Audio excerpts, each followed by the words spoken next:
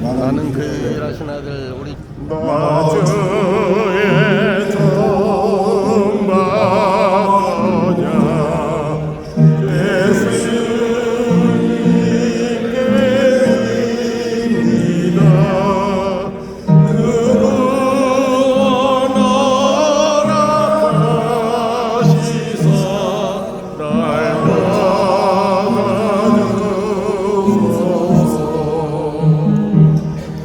내 모습 이대로 주 받아주소서.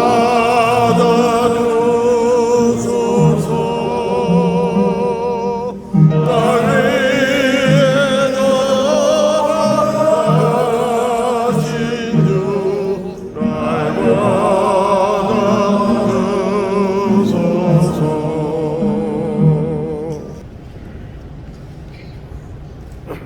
참 좋으신 하나님 아버지, 오늘도 살아 역사하시며 우리를 항상 기쁘게 살게 하시니 감사드립니다. 제47회 남신도의 전국대회를 제2째 날 첫 시간입니다. 먼저 하나님께 영광이 되게 하시고 일상의 고단함에 지친 우리 회원들에게는 영성회복과 삶의 재충전의 시간이 될 수 있도록 인도하여 주옵소서. 공일의 하나님 아버지, 대회에 필요한 모든 것을 충족하게 되어주시고 진행하는 임원진들에게 주님께서 축복하여 주옵소서. 서로 협력하여 선을 이루게 하옵소서. 또 건강과 지혜를 허락하시고 지치지 않게 도와주옵소서. 이 시간 뜻하지 않는 폭우로 살아가는 가족과 피땀 흘려 갖고 온 삶의 터전을 잃고 고통받고 있는 우리 이웃들을 온 나라가 근심하고 걱정하고 있습니다. 이 시간 우리 모두 주님을 의지하며 솔로몬과 같은 지혜로움으로 이 어려운 남북을 슬기롭게 헤쳐나갈 수 있도록 주님 인도하여 주옵소서. 윤찬홍 목사님을 통하여 귀한 말씀을 듣습니다. 말씀을 통하여 하나님의 크신 사랑을 느끼고 체험하는 은혜의 시간이 될 수 있도록 도와주옵소서. 기간 내내 대기간 내내 우리 모든 남신도 회원들에게 기쁨과 행복이 가득할 수 있도록 주님 축복하여 주옵소서. 우리가 원하는 모든 것을 주시리라 믿으며 우리의 꿈과 희망이 되시는 예수 그리스도 이름으로 감사하며 기도드리옵나이다.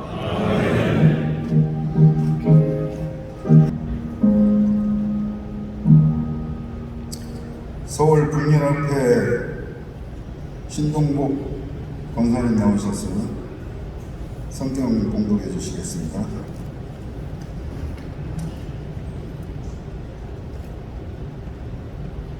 하나님의 말씀을 받들어 읽어드리겠습니다. 하나님의 말씀은 출애굽기 3장 1절에서 5절까지입니다. 모세가 그의 장인 미디안 제사장 이드로의 양떼를 치더니 그 떼를 광야 서쪽으로 인도하여 하나님의 산 호렙에 이르매 여호와의 사자가 떨기나무 가운데로부터 나오는 불꽃 안에서 그에게 나타나시니라. 그가 보니 떨기나무에 불이 붙었으나 그 떨기나무가 사라지지 아니하는지라. 이에 모세가 이르되 내가 돌이켜가서 이 큰 광경을 보리라. 떨기나무가 어찌하여 타지 아니하는고 하니 그때에 여호와께서 그가 보려고 돌이켜오는 것을 보신지라. 하나님이 떨기나무 가운데서 그를 불러 이르시되 모세야 모세야 하시매 그가 이르되 내가 여기 있나이다. 하나님이 이르시되 이리로 가까이 오지 말라. 네가 선 곳은 거룩한 땅이니 내 발에서 신을 벗으라. 아멘. 장락교회 신고하시는 윤찬호 목사님 나오셔서 말씀 선포하시겠습니다.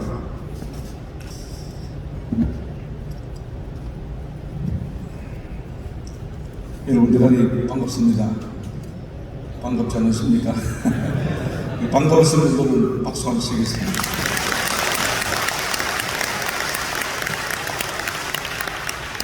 제47회 남신도의 전국대회를 가능케 하신 살아계신 하나님을 찬양합니다.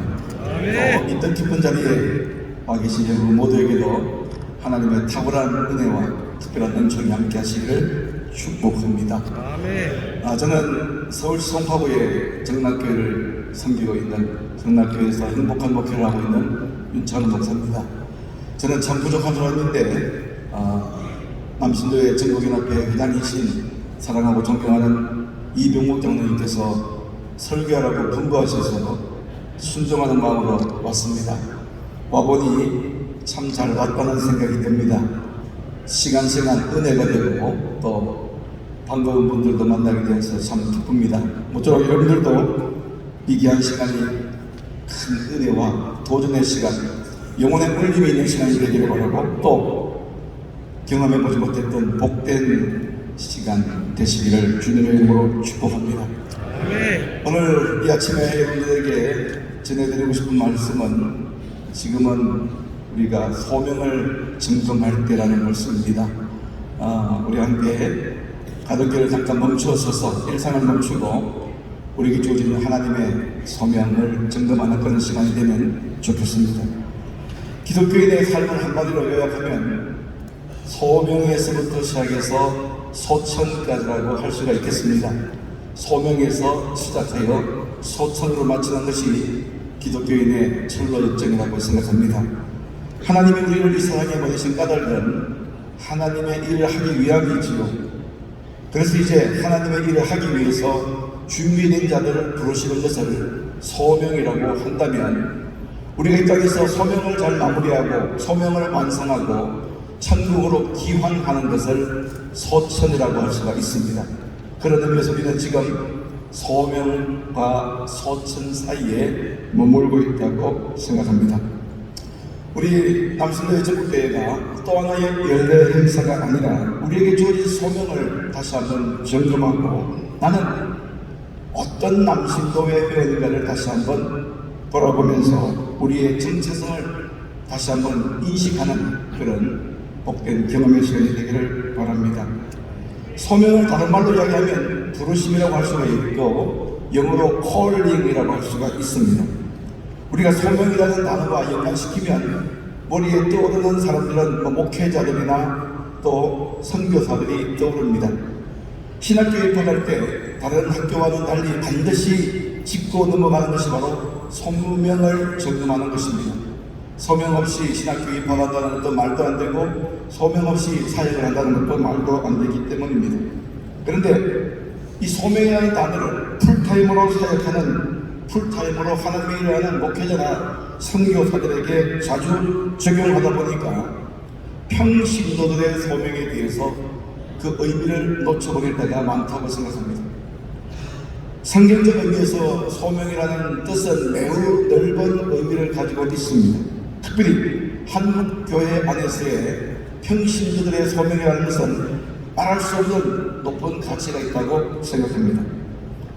목회자들의 세계라고 하는 것은 대단히 좁습니다.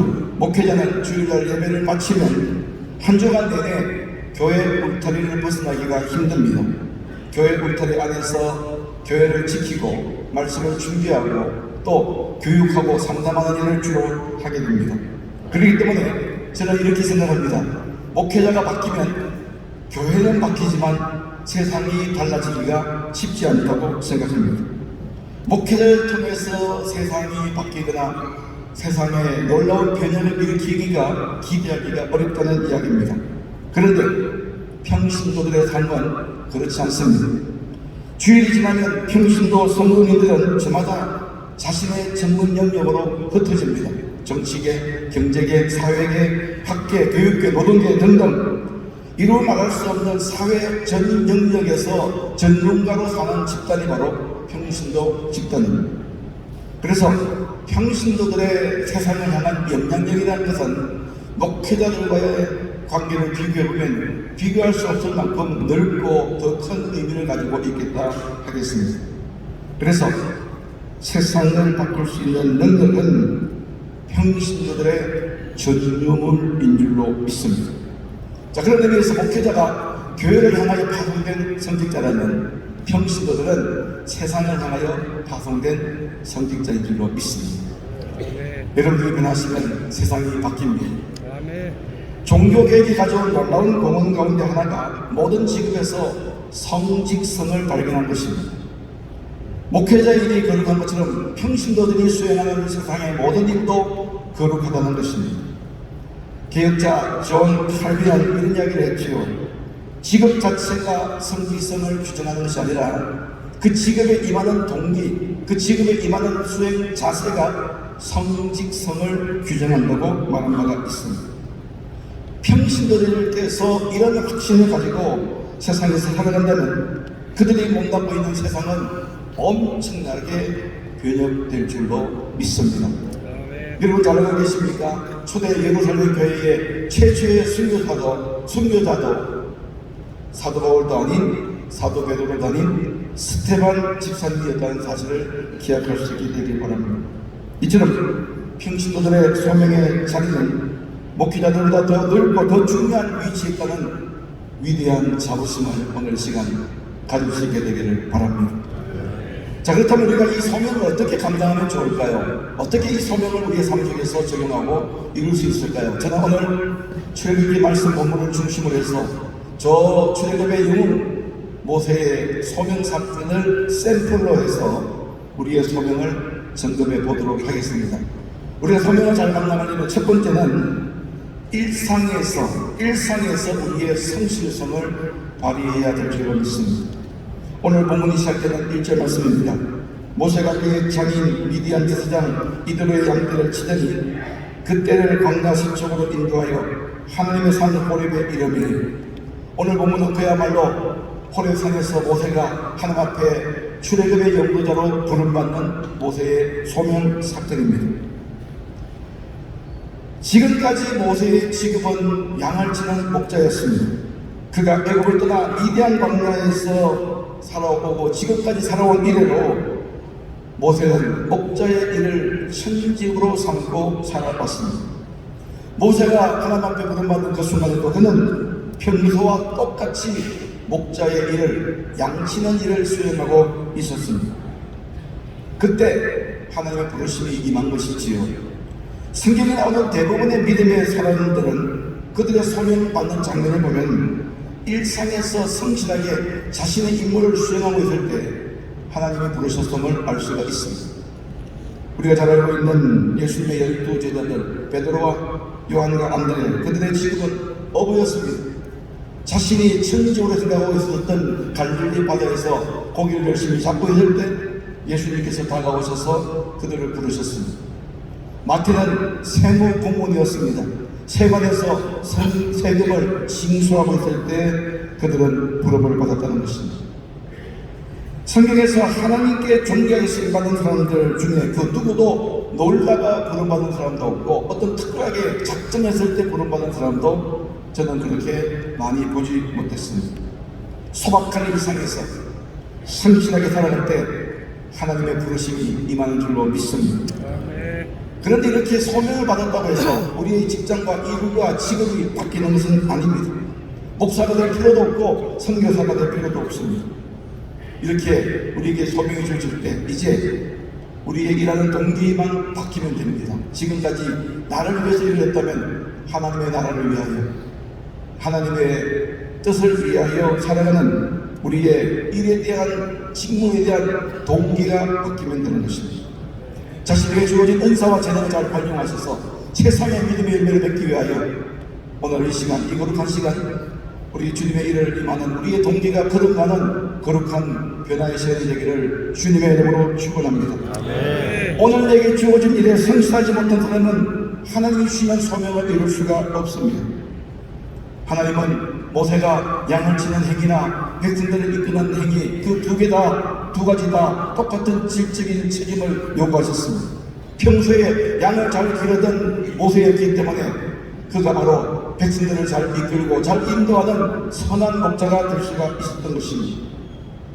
여러분들에게 부탁드립니다. 오늘 성실하십시오. 지금 이 시간 최선을 다하시기 바랍니다. 일상적인 삶에서의 성실함을 가지고 거기서부터 하나님의 소명의 드라마가 시작된다는 사실을 기억하시고 오늘이라는 순간부터 최선을 다하여 하나님 앞에 한 줌 부끄럼 없는 겸한 삶을 살게 되기를 바랍니다. 두 번째는 우리가 소명을 잘 감당하기 위해서는 자신에게 주어진 평생의 사역을 발견할 수가 있어야 됩니다. 하나님이 내게 주신 소명을 이루기를 원한다면 나 자신의 평생 사역을 발견할 수가 있어야 됩니다. 저는 그것을 가리켜 비전의 발견이라고 생각합니다. 여러분, 비전과 야망은 차이가 있습니다. 야망이라고 하는 것은 내 욕망에서 출발하는 것이지만 하나님이 주신 비전은 언제나 그 비전의 출처는 하나님이십니다. 하나님께서 나를 쓰시기 위해서 내 속에 들려주시는 음성이 비전, 내게 보여주시는 계시가 비전인 것입니다. 크리스찬의 비전의 출처는 언제나 하나님이십니다. 내 삶을 그려야 될 미래, 찬란한 미래, 그것은 바로 하나님께서 보여주시는 계시에서부터 시작된다는 것입니다. 우리가 계시받았다고 하면 이상한 선입견을 가질 때가 있습니다. 어떤 신비주의적인 단어로 생각할 때가 있는데 이 계시란 말은 지극히 평범하고 은혜로운 하나님의 자기의 뜻을 우리에게 보여주시는 방법입니다. 이 계시를 영어로 uncover라고 합니다. 뚜껑을 열다, 커튼을 젖히다 이런 뜻입니다. 우리로 하여금 보지 못하는 것을 보여주는 것이 바로 하나님의 계시인 것입니다. 자, 모세는 하나님이 보여주시는 계시, 하나님이 보여주시는 비전을 통하여 자신의 소명, 자신이 해야 될 일을 발견하게 됩니다. 그것이 바로 오늘 본문 말씀 2절 말씀입니다. 여호와의 사자가 뜰기나무 가운데로부터 나오는 불꽃 안에서 그에게 나타나십니다. 그가 보니 뜰기나무에 불이 붙으나 그 뜰기나무가 쏟아지지 아니하는지라. 하나님께서 모세에게 불타는 뜰기나무를 보여주십니다. 자, 그런데 이상한 것은 불은 타는데 그게 사라지지 않는 것입니다. 참으로 기이한 광경입니다. 그런데 모세가 광야에서 다시 뜰기나무를 보는 것은 어떤 비범한 사건이 아닙니다. 평범한 일입니다. 성지순례 가보시면 이스라엘 중동 광야에는 집시만한 큰 다시 뜰기나무를 종종 볼 수가 있습니다. 그리고 사막에 이르기 때문에, 사막의 풍화작용 때문에 그 뜰기나무에 불이 붙은 자연 발화가 되는 사건들도 종종 목격할 수가 있어요. 여기까지는 평범한 사건입니다. 자, 그런데 이상한 것은 이 사건이 평범치 않은 하나님의 계시적 음성이 있는 까닭은 뜰기나무에 불이 붙었는데 그 나무가 재가 되지 않고 사라지지 않는 현상입니다. 분명 불이 붙었는데 재가 되지 않습니다. 계속 타고 있습니다. 이것은 무엇을 의미하는 것일까요? 저는 이 현상 속에서 모세를 향한 하나님의 놀라운 계시가 숨겨져 있다고 생각합니다. 모세야, 불이 붙었지만 재가 되지 않는 저 뜰기나무 보이느냐? 네, 보입니다. 그래, 바로 저게 너의 모습이다. 화려했던 애굽의 왕궁에서 쫓겨나서 미디안 광야로 도망 나온 모세는 지난 40년 동안 척박한 광야에서 처가살이하며 변변치 않은 잊혀진 존재, 사라진 존재로 40년을 살아야만 했던 것입니다. 자, 그런데 불이 붙었음에도 불구하고 죄가 되지 않는 저 뜰기나무가 바로 모세라는 것입니다. 그렇지요. 모세는 자기가 잊혀진 줄 알았습니다. 사라진 줄 알았습니다. 40년의 세월이 얼마나 긴 세월입니까? 그런데 하나님께서 왜 불타는 뜰기나무가 사라지지 않는 것을 보여주실까요? 그것은 바로 모세를 향한 하나님의 은총의 보전이 있다고 확신합니다. 모세가 아직 해야 될 일이 있기 때문에, 하나님께서는 모세를 통하여 하셔야 될 일이 있기 때문에 불타는 뜰기나무, 그러나 사라지지 않는 뜰기나무를 통해서 모세의 자상을 보여주신 것입니다. 그리고 동시에 모세가 섬겨야 될 이스라엘 민족의 자상도 불타는 뜰기나무, 사라지지 않는 뜰기나무를 통해서 보여주신 것입니다. 이스라엘 민족 역시 광야에 굴러다니는 뜰기나무 같은 존재였습니다. 그들은 오랜 애국에서의 노예 생활을 했기 때문에 노예가 숙명처럼 여겨졌고 고난당하고 학대받는 것이 체질이 된 노예 근성의 백성이었습니다. 그들은 숱한 고통의 시간 속에서 그들은 하나님께서 자기 민족을 완전히 포기했다고 생각했을지도 모릅니다. 선택된 민족이라는 자부심도 서서히 사라지고 그들의 기억 속에는 하나님마저 이제 잊혀질 수밖에 없는 기나긴 세월을 살아왔습니다. 자, 그런데 여러분 과연 그럴까요? 하나님께서 그들을 포기하셨을까요? 출애굽기 2장 23절 말씀에 보면 이런 말씀이 있습니다.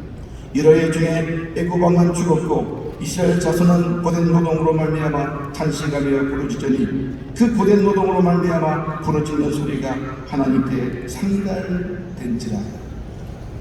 오랜 심리 생활에 지친 그들이 하나님이 어디 있어? 하나님은 존재하지 않아? 우리를 잊으신 거야? 이렇게 탄식할 때 하나님은 그들을 여전히 기억하고 계셨다고 성경은 천명하고 있습니다.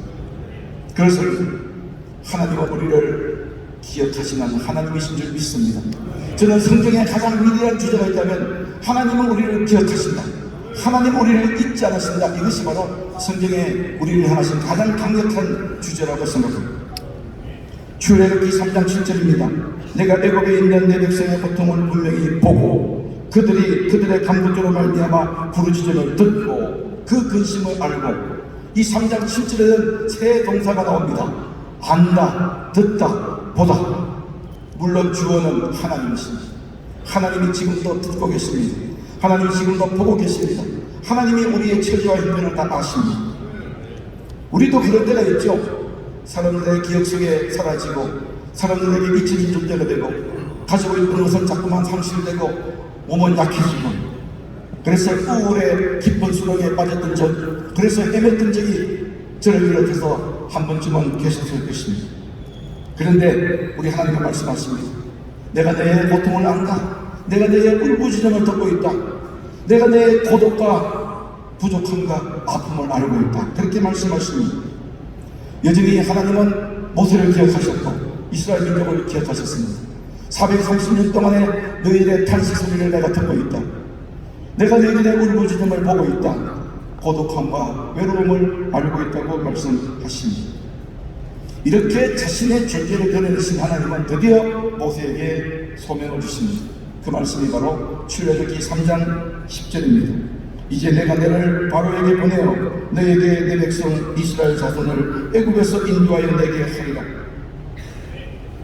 모세가 어떤 사람이었습니까? 40년 전 세계 최강대국인 애굽의 왕자였습니다. 애굽의 왕자였던 모세는 애굽인에게 얻어맞던 동족을 도왔지만 동족인 히브리 백성에게도 외면을 당하고 더욱이 애굽인을 죽인 살인자로 지명 수배자가 되어 바로 왕의 위협을 피해 위대한 광야로 도망쳐 나갔습니다. 그렇게 보낸 세월이 40년입니다. 그동안 모세는 광야에서 잊혀진 존재로 숨어 사는 존재였습니다. 모세는 아마도 그렇게 살다가 자신의 생이 끝날지도 모른다는 생각을 했을 것입니다. 그런 모세에게 하나님께서는 비전을 주시고 새로운 사명을 주십니다. 모세야, 이 사라지지 않는 뜰기나무를 보아라. 이게 바로 너다.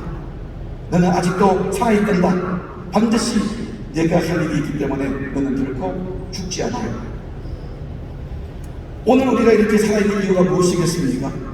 오늘 여러분들 아침에 일어날 때 심장이 뛰던가요? 안 뛰시는 분은 심각한 상황에 지금 계시는 것입니다. 왜? 우리에게 심장이 뛰는 이유는 바로 내가 아직도 할 일이 있기 때문에.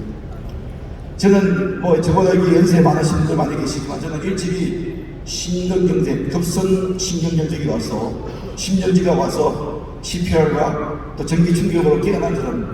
그래서 저는 아침마다 일어날 때 눈 뜨자마자 제 심장을 만집니다. 그래서 이렇게 고백합니다. 오늘도 심장에 박동을 주신 하나님을 찬양합니다. 여러분, 심장에 박동을 주신 그 하나님을 찬양할 수 있게 되기를 주님의 이름으로 축원합니다. 우리가 살아있는 까닭은 마치 제가 된 것처럼 아무것도 할 수 없는 무기력한 인생이지만 아직 우리가 심장이 뛰고 있고 내 코끝에 호흡이 느껴지는 내가 아직도 할 일이 있기 때문인 줄로 믿습니다. 하나님은 나를 사용하실 때 내게 없는 것을 가지고 사용하지 않습니다. 내가 지금도 충분히 가지고 있는 것을 사용하십니다. 모세야, 지금 네가 가지고 있는 것이 무엇이냐? 네, 하나님, 저는 지금 양을 칠 때 필요한 지팡이 하나밖에 없습니다. 그래, 그 지팡이가 민족을 영도하는 지복이 될 수 있다고 말씀하십니다.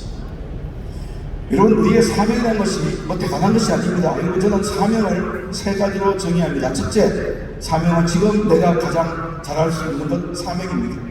지금부터 새로운 걸 하려고 하지 마시고 인생을 지금까지 살아오시면서 가장 잘하시는 것. 오늘 예배 전에 어떤 형제님이 찬양 인도하시는데 참 음성이 좋으시거든요.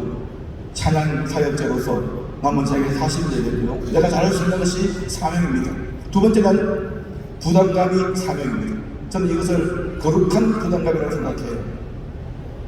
부모가 자식에 대한 부담감을 가지고 있습니다. 그래서 자식을 먹지 못해도 부모를 위해서, 자식을 위해서 희생하는 것이 바로 부모의 거룩한 부담감입니다. 목회자는 성도들을 향한 거룩한 부담감을 가지고 있습니다.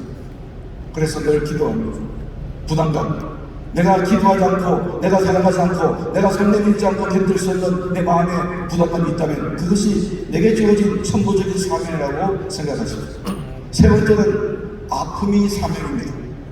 내가 과거에 아팠다면, 그래서 회복이 되었다면 나와 동일한 질의 아픔을 겪고 있는 수많은 사람들에게 내가 가서 격려하고 내가 그 아픔을 견디는 과정을 설명하면서 그들에게 소망의 빛이 된다면 그 아픔조차 우리에게 소망이 될 수가 있는 줄로 믿습니다.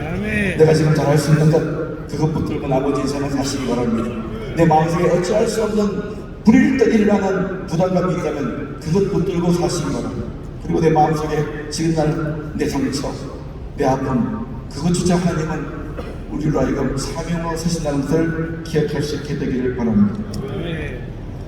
버퍼드라고 하는 사회심리학자는 이런 말을 했습니다. 이제 하프타임을 지난 인생의 후반전을 살아가는 분들은 성공 추구의 인생보다도 의미 추구의 인생을 추구하라고 말했습니다. 여러분, 더 이상 신규 같은 성공지향적인 삶에 빠지지 않게 되기를 바랍니다. 성공주의 의식은 우리 인생의 가치를 파괴시키고 우리를 허무 속으로 몰아넣게 하는 것입니다. 남은 인생을 더욱더 의미 있게 살아가기를 원한다면 얼마나 내 삶을 의미 있는 삶에 투자할 것이며 또 참으로 내 남은 인생 부끄럼 없이 의미와 가치를 부여하는 일에 집중하며 집중과 선택을 잘하며 살아갈 수 있게 되기를 원합니다. 그래서 하나님 앞에 부름받는 소천의 순간에 소명 다 감당하고 하나님께서 주신 내 인생, 하나님께서 내게 주신 일의 열매를 맺고 보람 있는 인생을 살았다고 하나님 앞에 정직하게 보고하는 저와 여러분 되시기를 주님의 이름으로 축원합니다. 마지막 세 번째입니다. 우리가 소명을 잘 감당하고 소명을 이루기를 원한다면 거룩한 삶을 결단할 수 있게 되기를 바랍니다. 거룩은 소명을 받는 순간에만 요청되는 것이 아닙니다. 거룩이라고 하는 것은 소명에서부터 소천에 이르기까지 항상 필요한 우리에게 엔진과 같이 작동해야 될 중요한 힘이라고 생각해요. 여러분, 그리스도인의 무기가 뭘까요? 그리스도인의 무기는 거룩함입니다. 구별됨입니다. 오늘 한국교회가 힘이 없고 목회자가 나약하고 성도들이 나자빠지는 이유는 바로 이 거룩함을 상실했기 때문입니다. 우리 한국교회가 이 거룩함이라고 하는 존귀한 무기를 다시 회복할 수 있게 되기를 바랍니다. 이 거룩이라는 것은 한순간에만 요구되는 것이 아닙니다. 지속적으로 요구되는 귀한 에너지라고 생각합니다. 하나님은 큰 그릇만 사용하지 않습니다. 깨끗한 그릇을 사용하십니다. 하나님은 크고 작음을 떠나서 절대로 더럽혀진 그릇은 사용하지 않으십니다. 어제만 깨끗해야 되는 것이 아닙니다. 오늘도 깨끗해야 되는 것입니다. 어제의 성결로 오늘을 버틸 수가 없고 오늘의 성결만으로 내일을 버틸 수가 없습니다.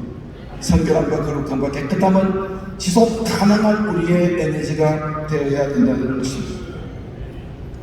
모세에게 해야 할 비전을 보여주신 하나님은 다시 말씀하십니다. 그것이 오늘 5절 말씀입니다. 이리로 가까이 오지 말라. 내가 쓴 것은 거룩한 땅이니 내 발에서 신을 벗으라. 하나님이 신을 벗으라고 말씀하십니다. 신발은 유목민에게 있어서 아주 소중한 재산입니다. 낙타와 더불어 사막길을 여행하는 사람들에게 없어서는 안 될 소중한 재산이 바로 신발입니다. 그런데 하나님께서는 모세에게 그 귀한 신발을 포기하라고 말씀하십니다. 내 발에서 신을 벗어라. 이것은 자기 포기에 대한 하나님의 중요한 요구입니다. 거룩은 자기 포기에서부터 시작이 되는 것입니다. 자기를 포기하고 하나님을 바라보고 하나님께 절대적으로 신뢰하는 것이 바로 거룩을 향한 지름길인 줄로 믿습니다. 내 죄도 포기하고 내 야망도 포기하고 내 인생의 방법도 포기하고 하나님만 의존하는 것. 다시 말하면 자기를 냉정하게 포기할 줄 아는 사람이라야 하나님께로부터 부름을 받고 하나님 앞에 정직하게 쓰임받게 되는 것입니다. 하나님께서 모세에게 사명을 주셨습니다. 앞서 읽었던 3장 10절 말씀을 다시 읽어드립니다. 이제 내가 너를 바로에게 보내어 너에게 내 백성 이스라엘 자손을 애굽에서 인도하여 내게 하리라. 이렇게 출애굽의 사명을 주시는데 이때 모세의 반응을 알고 계십니까? 모세는 이렇게 반응합니다. 출애굽기 3장 11절 모세가 하나님께 아뢰되 내가 누구이기에 바로에게 가며 이스라엘 자손을 애굽에서 인도하여 내리까. 우리 같으면 하나님께서 소명을 주신다면 기뻐 뛰며 환장할 것 같은데 오늘 모세는 주저합니다. 모세답지 않은 행동을 합니다. 모세는 어떤 성질을 가졌습니까? 모세는 패기만만하고 항상 자신만만한 그런 자아상을 가졌습니다. 그런데 오늘 하나님께서 정작 소명을 주시는데 내가 누구이기에 저는 못합니다. 모세의 호기로 모습은 어디가 뭐 이렇게 비굴한 모습을 보이는 것일까요? 어쩌자고 이렇게 모세는 낮아질 대로 낮아진 것일까요? 모세가 이렇게 반응할 수 있었던 이유를 미국의 D.L. 무디 목사님은 다음과 같이 설명하고 있습니다. 무디 목사님은 모세의 120세의 인생을 세 시대로 구분했습니다. 애굽에서 40년 동안 왕자 생활했던 40년, 그리고 두 번째는 미디안 광야에서 보낸 목자로서의 40년, 그리고 호레산에서 부름받아 이스라엘의 지도자로 살았던 40년. 자, 최초의 40년간은 궁궐에서 모세가 살았습니다. 당시 세계 최강대국인 애굽의 왕자의 삶이 얼마나 그의 인생이 당당하고 얼마나 그의 삶이 자신만만했겠습니까? 참으로 모세의 그때의 자아상은 이루말할 수 없이 아주 높을 대로 높은 곳으로 향하고 있었을 것입니다. 40대가 되기 전까지 모세의 젊은 날은 아주 자신만만한 패기 있는 젊은이였습니다. 그래서 이 무디 목사님은 이 40년, 최초의 40년의 모세의 자아상을 영어로 이렇게 표현합니다. I am somebody. 나는 대단한 존재야. 나는 대단한 존재야. 그야말로 모세의 40년은 화려한 시대를 보냈습니다. 그러나 하나님은 그런 모세를 사용하지 않으셨습니다. 육신적인 혈기, 자기만의 인간적인 열정으로 가득한 사람을 하나님은 쓰시지 않는다는 모습을 보여주고 있는 것입니다. 왜곡된 자라고 하는 것은 하나님의 일을 하는데 매우 거린들이 된다는 것을 우리가 기억해야 될 것입니다. 그래서 모세에게 그렇게 40년 동안 애굽의 왕자로서 교육받은 그 40년을 통하여 하나님은 서시지 않고 모세를 사용하시기 위해서 또 다른 40년이 미디안 광야에서의 40년, 2단계 40년이 필요했던 것입니다. 미디안 광야에서 하나님의 모세를 훈련시키고 또 40년 동안 연단시킨 결과에 주어진 자아상이 바로 이것입니다.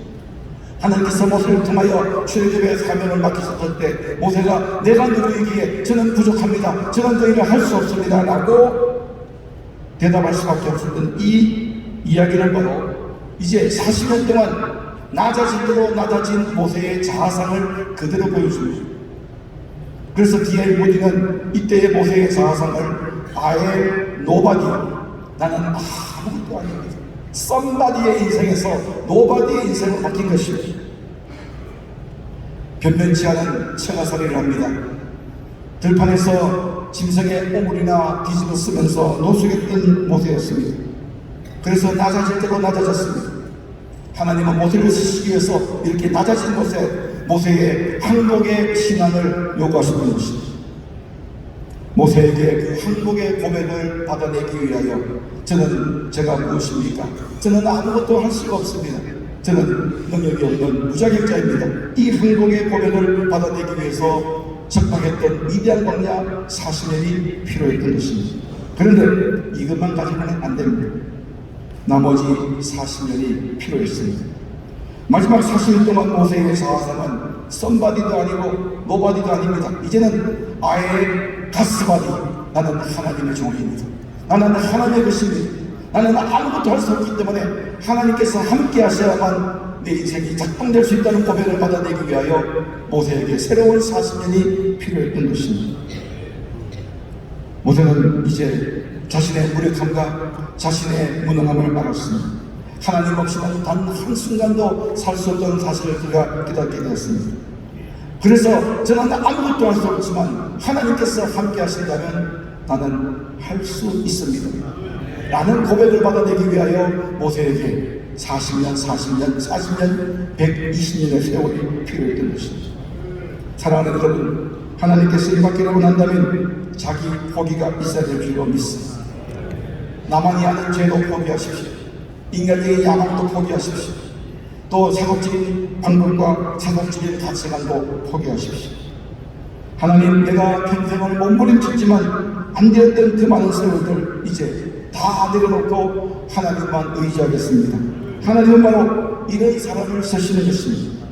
오늘 이 자리가 또 하나의 전국대회가 아니라 내 인생의 부름을 받는 내 인생의 호래살이 되기를 주님의 이름으로 축복합니다. 마지막에 이야기 하나 하고 마치도록 할 텐데, 어떤 전도사님이 이제 막 부임을 해서 첫 사역지에 부임을 했습니다. 이제 신학교 졸업하고 첫 전도사님 사역을 시작하니까 어리버리하고 아무것도 알지 못하는데, 어느 날 담임 목사님이 전도사님 다음 주 수요일 밤에 설교하세요. 설교 준비하세요. 하나님이 목사님이 저를 인정해서 설교 맡기는 것은 대단히 기쁜 일인데 한 번도 어른들 앞에서 설교하지 못해서 굉장히 부담이 되었습니다. 그래서 어떻게 하면 설교를 잘할 수 있을까 고민하는데, 그렇게 고민하는 중에 자기 교회 인근에 우리 한국교회에서 유명한 부흥 강사가 오셔서 부흥회를 한다는 소식을 듣고 그 부흥회에 참석했어요. 그 부흥회에 참석해 보니까 그 부흥 강사님이 막 너무나도 잘하셔요. 막 그냥 그 수많은 청중을 들을 때 나타나면서, 그래서 감탄했어요. 그런데 그 부흥 강사님의 설교 가운데 핵심이 무엇인지 발견했어요.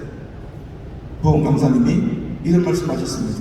여러분, 내가 지금까지 품에 안아본 여인은 제 아내가 아닙니다.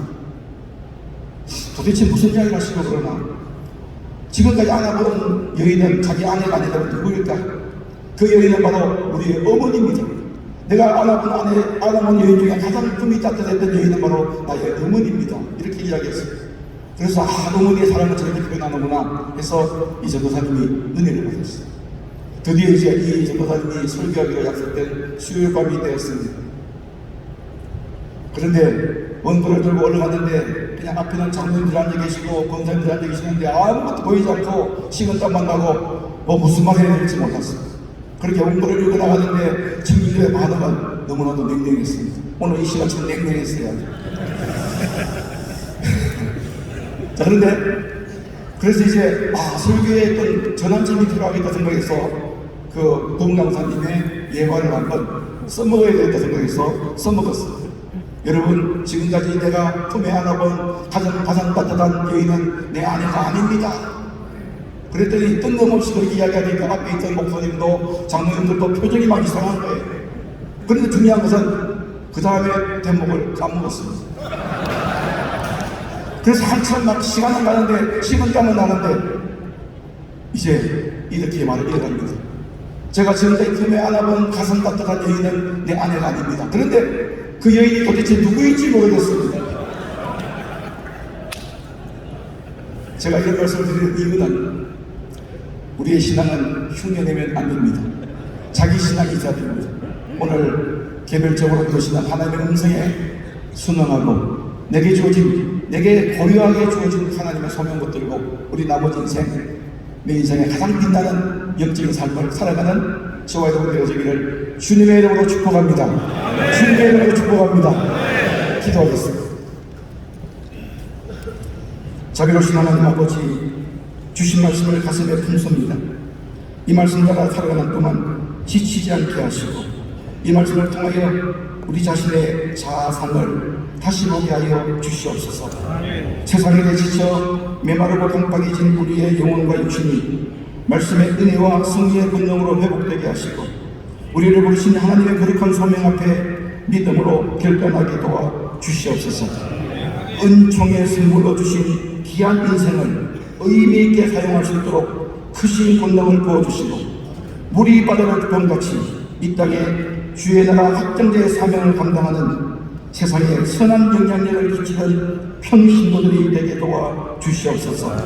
아울러 주께서 피값으로 세워주신 우리들의 교회가 날로 부흥 성장하게 하시고 또한 우리 남신도의 전국연합회를 축복하셔서 이 땅에 남성들의 신앙의 기준이 되는 위대한 은혜의 집단이 되게 도와 주시옵소서. 모든 회원들의 가정과 생활에도 하나님은 은혜가 넘치게 하여 주실 줄 믿사오며 오늘도 우리와 함께 하시고 살아서 역사하시는 우리 주 예수님의 이름으로 기도드립니다. 아멘. 네, 감사합니다. 총무님 나오셔서 광고해 주시고 다시 목사님 나오셔서 축도하시므로 오늘 영생의 시간을 마치도록 하겠습니다. 길이요 진리요 생명 되신 우리 주 예수님의 크신 은혜와 바다를 문물로 삼고 하늘을 두루마기 삼아도 다 기록도 형용도 할 수 없는 하나님 아버지의 놀라우신 사랑하심과 오늘도 우리 가운데 임하시어 우리에게 세임 주시고 용기 주시고 거룩한 사명을 허락하시는 성령님의 강권적인 역사하심이 오늘 이 뜻깊은 남신도의 전국대회에 참여한 모든 주님의 지체들과 저들이 섬기는 가정과 교회와 또 우리 한국 기독교 장로회 남신도회 위에 이제로 영원토록 함께 하시기를 간절히 축원하옵나이다. 아멘.